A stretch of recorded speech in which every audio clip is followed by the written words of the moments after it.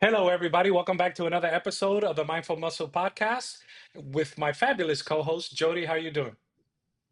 I'm great. If you're new here, welcome. Gio and I are two friends who went on our own health and wellness journeys and collectively have lost and maintained 140-pound weight loss.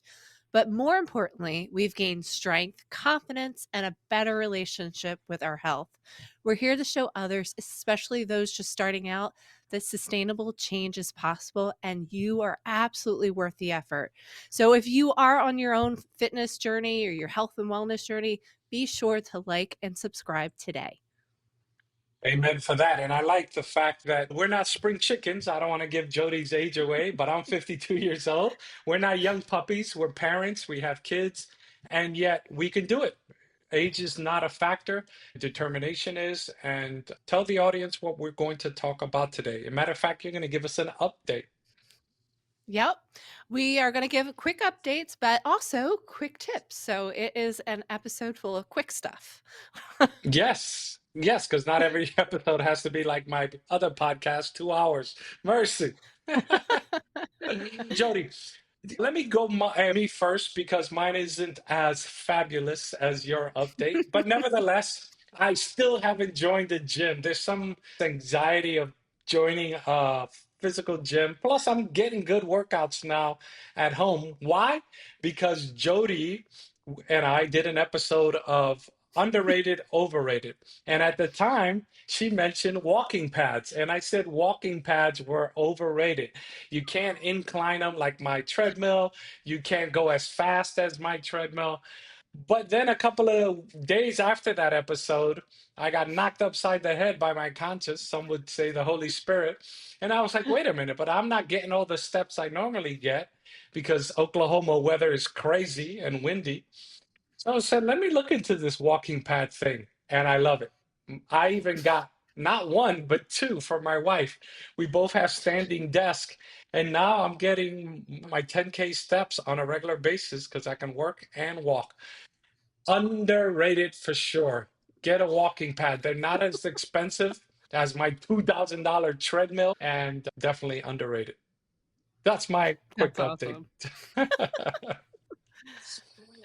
Hi, My Jody. quick update Yeah. is as of last week, I got a job. It's very part time, but I am a fitness coach at East Chestnut Fitness, which is a part of the YMCA in Westchester, Pennsylvania. So it's like CrossFit, but it's not CrossFit where there's barbells, there's pull-up bars, there's rowers, there's treadmills, there's dumbbells. It's awesome. So I've only had 4 classes so far, but so far the people are great. I've met the other coaches. It's very supportive community. So definitely if you are local to me and you're looking Yes. for a fitness community because community makes the difference, definitely give us a try out. And I coach on Wednesdays and Thursdays at 5:30 AM and 6:30 AM. And not only that, you can get some nutrition advice because she's also a certified nutritionist. So, I obviously I'm not gonna let this slide. How'd you feel on your very first day? Not the interview, not the process of getting hired, but the first day you're going to teach. I was a little nervous because I only had been in that gym area during my interview. I was, like, nervous I wouldn't figure out the Bluetooth speakers because who wants to work out, in silence or Mhm. listen to your friends breathing real heavy? Yeah. And just making sure that the clock was working, so it's just like that first day jitter. By the Mhm. second class, I felt so much better, and the people have been very welcoming. And so how long was your class? How long is your An classes you're hour teaching? Okay, an About an hour. hour each. Wow, okay, so they really threw you into the deep end of the pool. I didn't know if it was some 15-minute get started warm up type class. Okay, so what'd you do on the first day? What'd you teach on the first day? I know there were double unders in that workout, clean Mm, and jerks. okay. Yeah, I think there were step ups in that one, Mhm, so mhm, they usually one of the other coaches will announce it the night before, so I get an idea of what warm up I should be doing, mhm, but mhm. eventually, I'll be involved with programming. Okay, that's good. So here's a question, right? I have a Peloton bike and I love my Peloton bike because I'm not a runner. I love to walk and I love to spin. But sometimes it annoys me. Look, and I understand it, but this is half joking. Sometimes it annoys me where they're pushing us hard on the bike and then they stop and yet they're still telling us, go hard. I'm like, you're not even doing it. So, did you work out with them or were you just keep an eye on form?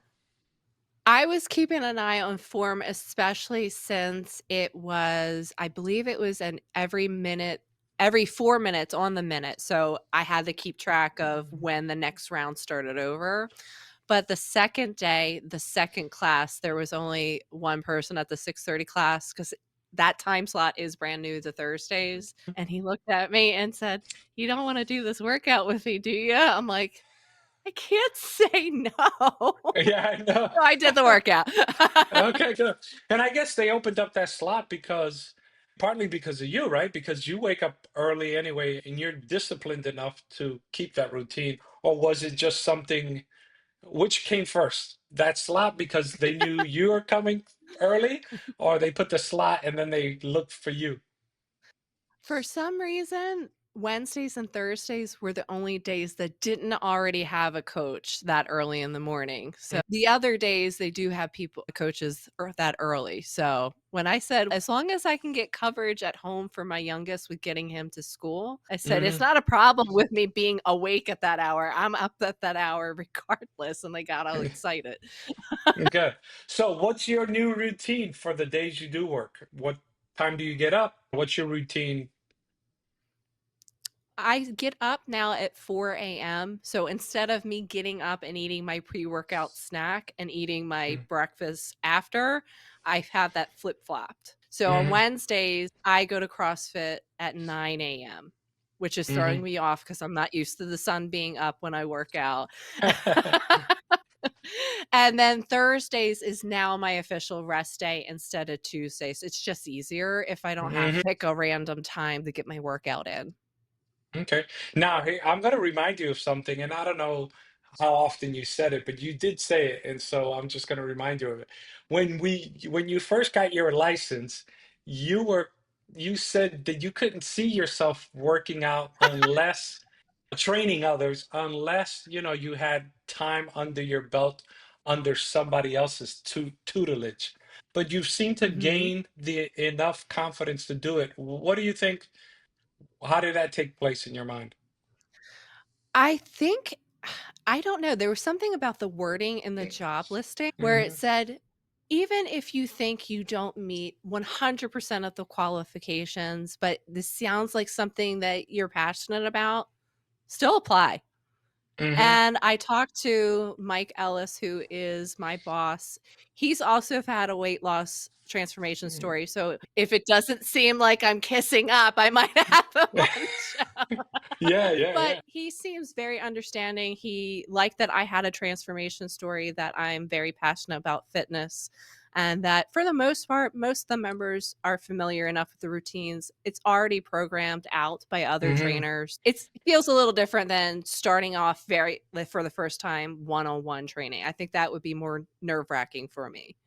Mhm. Okay, yeah, no, and that's understandable because you're still working under an umbrella of other people. It's not like you're launching out on your own and Yeah. trying to do this. But I'm proud of you because Thank you. I have my license both for nutrition, but I'm not planning to ever work in that. I use it to be able to talk authoritatively and to help my church members and friends on a casual basis, right? Because Mhm. ministry is my passion.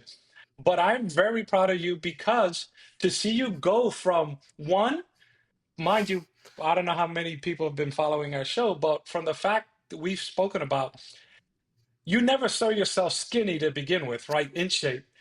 Then you never saw yourself ever getting this certificate. Then you never saw yourself actually coaching. And now the sky's the limit. I hope you can see that. And I'm not saying you were Yeah. down on yourself. It just didn't seem realistic at the moment. And with time and Mhm. experience, doors opening. So what's next, Jody? I forget who I was talking to the other day. I'm like, I know by now not to say I'll never do something because Mhm. never be up before 5 a.m. unless I'm going to the airport. And now Hmm. look at me. I Yeah. get upset. I can't work out first thing in the morning. Yep, and that's part of the mindset growth I have seen in you and our friendship, that you are willing to tackle new things. Now, you may not always want to initially, but in time, like for example, I don't know if you're still doing it, but at least you thought about it, where in past prior years you didn't want to, a body show. Whatever happened with that? You were considering doing a stage show. I was thinking about it. Long story short, a friend of mine had paid upfront Hmm. to training and coach for it. And for whatever reason, she has decided not to and has talked to them about transferring it over to me. But every time I've talked to the owner, like I've gotten, oh, I'll email you about fitting you in. And I haven't heard Mm. anything. I don't want to have to chase somebody. And I feel like Yeah. I'm stuck because I wasn't the one that paid for it and had that Hmm. conversation. So I think the next time I talk to my friend, I'll be like, hey, I'm trying here, but I can't Nice. make this person email me back. Next time we put them on blast. Not just kidding. We don't want to make any enemies. So once again, tell the people who may be listening locally where they can find you at this YMCA. At the Oscar Lasco branch of the Westchester YMCA as part of the East Chestnut Fitness Group. Okay, and what times are you specifically there if they want to come just for you? 5:30 a.m. and 6:30 a.m. Wednesdays and Thursdays, and potentially Saturdays in the future, but we'll see. Okay, there we go. Starting off, and let's see where Jody ends up in a year from now or 2 years from now. Remember me when you get into your glory. Now, all joking aside, what are we doing next? You send me some pictures, and I don't know the context, so this is fresh to me as well. What are we going to do here with the audience? There have been times where I've thought of a tip that I thought would be helpful for our audience, but it wasn't like beefy enough to make it an entire episode. So I'm like, why don't we just do a bunch of quick, easy tips that could help Hmm. anybody on their fitness journey, whether it's fitness related, routine related, or nutrition related. Okay, and I'll throw in mental game related and stuff. All right, so I'm going to put up the first picture, and I hope this is in the order you send it to me. If not, we can arrange that. But here we go. Ready? Here's the first picture, and tell us what we're looking at. Sure. Before we go into it, protein is a very important macro when you're trying to build and maintain muscle. Hmm. Problem is also a marketing buzzword. A Yes. food can say protein somewhere on the package, even if it only has a small amount of protein, as Hmm. long as it doesn't use regulated terms like high or good source of protein. So if you're Hmm. going into the store and you see a bunch of protein bars, what is considered high protein? So this is an example of a protein bar from my favorite company, Bear Bells. They do not sponsor me. They're welcome to though, but Yes. the way to tell if it's high source of protein is you look at the calories, which is Mhm. 200 on this, and you look at the amount of protein, which is 20 grams. Could you go to the next picture, please? Yes, yeah. And by the way, this is per serving, the 200 calories. Right. If you add a 0 at the end of the amount of grams of protein, which would make it 200, And it by the should way, be hold equal on. to or higher than the Okay, amount calories. yeah, let me cut you off there and I'll let you explain that. You sent me this picture and I look at it and I didn't have my glasses on, putting a date on my age. But I was like, that last zero looks different. Is it a typo on the thing? And then I put on my glasses and I noticed you wrote it in. Now explain that again. Why did you write it in here? Because we're using our thinking cap. So, like, Mm. I want you to imagine putting a 0 at the end. Yeah. So that would make the protein count 200. Protein count should be equal to or greater than the amount of calories in order to be a good source of protein. Oh, okay, okay. See, I didn't know that one. So the coach is teaching me something here. Okay, so what you're saying that, okay, good. Then I have some examples that I'll show to, and then we can compare that. And I think they'll pan out. So if I'm hearing you correctly, and correct me if I'm wrong, is that Mhm. you take any. nutrition facts and compare the calories if we're measuring for protein, add a zero at the end of the protein, and it should be equal or exceed the number in Mhm. order to be considered high protein. Is that correct? Correct. Now, there was another example, and you don't need to show it, but it was about the same amount of calories in 16 grams of protein. So adding a zero would make it 160, which is less the amount of Hmm. calories. That doesn't mean necessarily it's terrible. I happen to have tasted that protein bar and I really enjoy it. So, yeah, I'm still going to eat that. But if you go into a supplement store or even like a convenience store, there could be a ton of protein bars, and some of them are expensive in Hmm. calories. So, if I need something to help me with my protein goal, I wanna get as much bang for my caloric buck as possible. Yes, and I like that because that's what we're all about, right? If you're going to focus on protein and especially if you're going to focus on protein and you're on a calorie deficit because you're on a cut, you definitely want to maximize your protein intake and you don't want to mess around with. I am going to put that example that you had here, the 160. No, to illustrate the point, right? We're making because here it is 200 calories, only 16 grams of protein. But if you follow what Jody was saying, you put a zero, it's not saying you're not getting protein. It's just saying you're not maximizing your protein intake per calorie.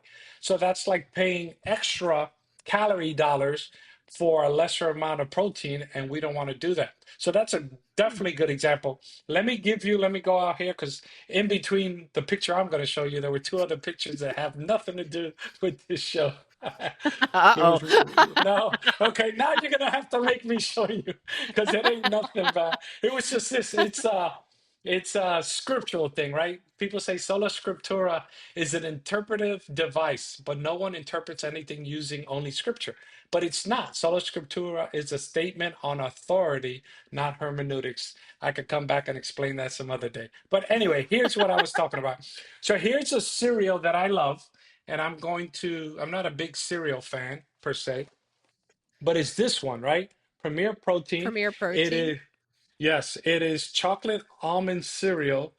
It is not gluten free, so my wife can't have this. But every once in a while, when I need to eat something quick or a late night snack, I eat it. So look at what it is. It's 180 Wow. calories for one cup, but it's 20 grams of protein. So if we add that zero, like you were talking about, we're getting a good bang for our buck as far as protein. So I recommend it, and it tastes great. And here's another thing I like about it. If you look at the nutrition there, it's only 5 grams of total sugar, and yet it Not tastes bad. great. Yeah, yeah. And four of that is added sugar, which is what the bad sugar is. But only four of added sugar. It's very tasty. It's very good. But let me put a disclaimer on that. I find it very good, but I'm a plant-based eater and I've gotten used to plant-based things. Somebody who eats like not plant-based may not find it sweet enough. That's a good point. So if you're listening to this or watching this on YouTube, if you have tried this cereal, please comment with what you think of it. Is it Gio Yeah. blinded by his plant-based diet or is it actually chocolatey delicious? Yeah. And I would use the word blinded because I recognize non plant-based stuff tastes sweeter, but you get used to it, right? It's almost like when you eat salt, right? If you oversalt things, you can get Mhm. used to eating over salt, but then you cut down, you can get used to it. I have one more example, and I haven't even noticed the calories to the protein. And so I want to see if it fits because I like that. So that was the cereal. This is my pasta. So this is the pasta I love. One of the pastas I love to eat. It is, let me put it there. It is yellow lentil and brown rice pasta. So 180. Oh, here we go. Percent in calories, but only 14 grams of protein. So this wouldn't qualify as high protein. Man, I should have put the edamame there. But compared to regular pasta, this is the macros on that is fantastic. I think what Yes. proteins it's usually 2 or 2 to 4 grams for regular Uh, pasta? yeah, on regular pasta that is non-wheat, like regular refined pasta, it's about 4 grams of protein. Wheat pasta is about 7. This is 20, sorry, this is 14 on a 2 ounce Mhm. serving, the regular serving. And normally I eat 4 ounces, so that's 28. However, edamame pasta, I don't have the numbers, but per serving, that's like 48 grams of protein or 42. For my serving, I eat 2 servings, so cut that back. It's about 28 grams per serving. But I don't remember the calories. I gotta look that one up. But I know you, as a plant-based person, gets asked constantly, "How do you get your protein?" And I'm hearing high protein stats coming out of you Yeah, yeah, right yeah, there. exactly. I Yes, mean, you can and get your look, protein and be plant-based. going back to the cereal, right? Per serving, you get it's considered based on your formula, it's considered high protein. But who eats dry cereal, right? You put milk on it, and the plant-based milk I have, I think, averages about 10 grams of protein. So that's 30 grams of protein in a bowl of cereal right there. Now Wow. we'd have, yeah, so you can get your protein for sure. All right. So that's a way to calculate your protein. What other quick tips you want to talk about?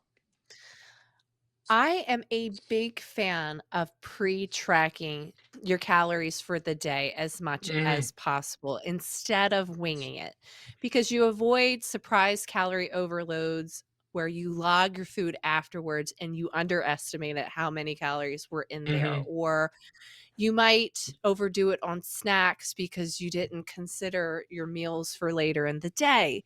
And then you run the risk of either eating something that's not going to fill you up at dinner time or going over your calorie budget. So, as much as possible, I pre track my day. I'm for the most part, I can usually estimate what I'm eating. My breakfasts are usually the same. I know MyFitnessPal, I probably lose it, and my Net Diary, they let you put a placeholder Yes. calories. So, even if you're not 100% sure, you can put a rough estimate in there. So that happened to me this morning where I was worried about not eating too much in the morning and I mindlessly poured myself a protein shake. I recorded it, but I didn't look at the number. Then I made myself a fruit bowl and some extra fruit fell in it and measured it, mindlessly recorded it. But then by the time I looked at the almonds I ate, it was 700 calorie breakfast and I'm in a cut right now and that was way more calories than I wanted to eat for breakfast. I wanted to eat about 500. So it's a good point you make that we should pre-track because it doesn't mean you're stuck to that, but at least you know Mhm. now what you're working with when you come to eating. And so pre-tracking for those who are getting started is a great idea. Next tip is morning workouts because I have heard over the years, Jody, you're lucky you're a morning person. I promise you, the first couple times I got up early to go work out, my husband woke up startled and he's like, Jody, what's wrong? What's wrong? Because Jody's not a morning person. So it was Yeah. very scary for him. So I promise it can happen. You can be a morning workout person. My advice is do as much as you possibly can the night before or over the weekend when you have time.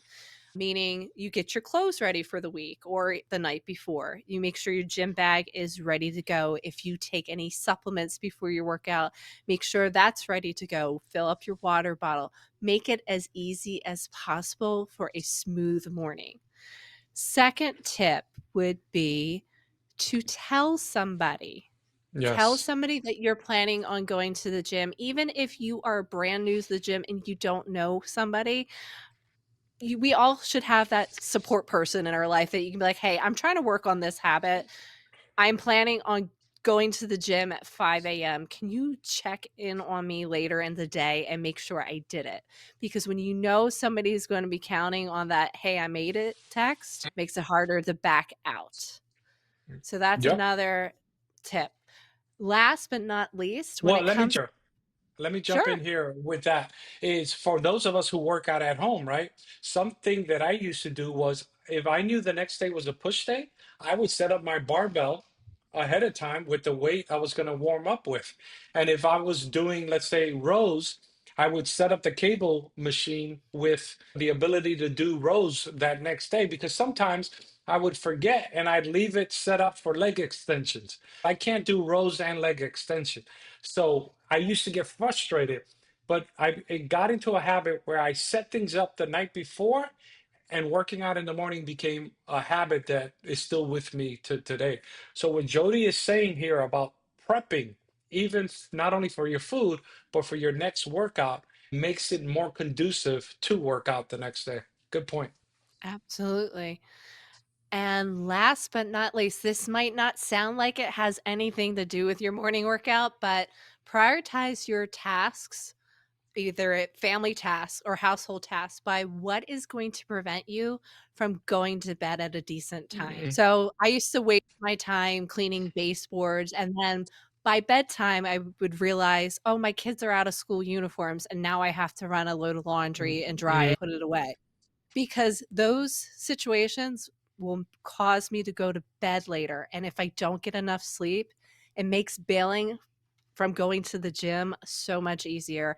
Never mind, lack of good quality sleep will impact your hunger hormones. So you'll feel hungrier in the morning. So that's a double whammy right there. Is you're going to be Mhm. hungrier, you're not getting enough Yes. sleep, and you're going to say forget about it when it comes to go to the gym. It's so much easier to bail. So prioritize sleep. It is definitely something that does not get talked about enough. A lot of people talk about what supplements should I take, but their sleep is awful. Yeah. No, we get the basics down before we even look into anything else.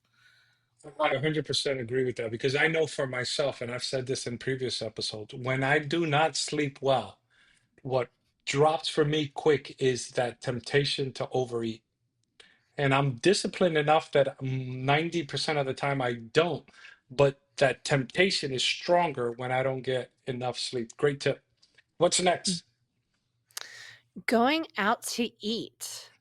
Now, there's 2 ways we can handle Mm. this. If you're Mhm. going to a chain restaurant, fortunately, most apps like Lose It or MyFitnessPal has the chain restaurants already in there, or you can at least find them on that chain restaurant's website or in their Mhm. apps. But what do you do if you're going to a local restaurant that they don't have the nutrition information out there? Chat GPT has become my best friend with this. So Okay, what good, I good. do, Explain. if you don't know what ChatGPT is, it's a form of AI where you can ask questions or ask it to help you with a task, like creating to-do lists, coming up with recipes. What I do is I will tell ChatGPT that I'm going to XYZ restaurant. I'll put the name of the restaurant and the location just in case that information, nutrition information, is somewhere on the internet and I couldn't find it. Yeah. And I will tell it exactly what I ordered. Like, I will put the description from the menu of what I ordered and any modifications that I make. And it will give me a rough estimate of calories and macros. Now, will it be 100% perfect? No, Nope. but neither will the chain restaurant entries either, Exactly. because you don't know if somebody had a heavy hand with the oil or the guac or Mhm. whatever it is, but at least it gives me something to track and plan Mhm. the rest of my day accordingly, because Jody likes to pre-track. Yeah. And look, the FCC or whoever manages our nutrition fact labels allow a certain discrepancy. So even in the labels we showed you, there's a discrepancy there. Tracking over years or over months, you realize what works for you. Lose It has a beta feature that is similar where you could take a picture of the food and it estimates the nutrition of everything you're eating. I haven't really tested it much because I've gotten so used to typing everything that I eat so quick that it shows up. But that it's definitely, and look, and what Jody is talking about tracking, it doesn't mean don't beat yourself up if it's not to the T, right? Oh, that was Mhm. 101 calories and it only said it was 90. Look, you know why? Because one day is not going to ruin your diet or your eating habit, right? You'd have to fall off the Mhm. rail for months before. And even then, you can just get back on the horse and keep going. So enjoy your time with your family. If it's a birthday celebration or graduation or one of the holidays like Easter that's coming up or Christmas or Valentine's, don't let getting into the best shape of your life ruin special moments. But don't let those special moments ruin your life either. And so it's a Yep. balance. All right, All right. what do we got? The the last tip that I have is about oats. So I am a big fan of overnight oats where I use Mhm, old-fashioned oats. It's a great way to add protein, add sources of fiber to that overnight oats bowl. But what if you forget to make your overnight oats the night before? If you mhm, have quick oats instead of old-fashioned oats, quick oats only needs 5 to 10 minutes to absorb the moisture, and then you're mhm. good to go. In fact, Okay. it's quick absorbent that if you use that for overnight oats, like where you have it in the refrigerator for hours, you're going to get mushy oats. Mm, But if in a pinch where, oops, I forgot to make my breakfast, what do I do? mhm. If you have quick oats, that's a perfect quick substitute option. Okay, good. I like that. And let me just disclaimer just because I'm married to my wife who has celiac disease, she has to eat gluten-free certified oats because oats primarily are processed in plants with wheat as well. And so she's gotten glutenized by eating oats. And so that's just a disclaimer for people who may have gluten sensitivity. For me, when I need a quick breakfast, I prefer to cook my beans from scratch, right? But we do have Mhm. canned beans, and I get low sodium canned beans. I season it the way I want. So if you take, for example, Ezekiel bread, a can of black beans. It's a quick breakfast. You get lots of fiber between the beans and the bread. You get decent amount of protein between the beans and the bread. And that would be maybe under 400 calories, 430, definitely under 500. But definitely get you out of a pinch. And how long does it take to open a can of beans and microwave them and toast some bread? So that's a quick breakfast I like to go to sometimes when I have to run out the door. Great. That was all my tips. Well, actually, we're going to leave it there. We're at 33 minutes. I think it was a great episode, Jody. Thank you once again, Jody, the producer here, just the tech man. No, but that was good. I think we'll leave it here. Here's why, because I want to come up with other tips, and perhaps on the next time we record an episode, we'll do tips from my end.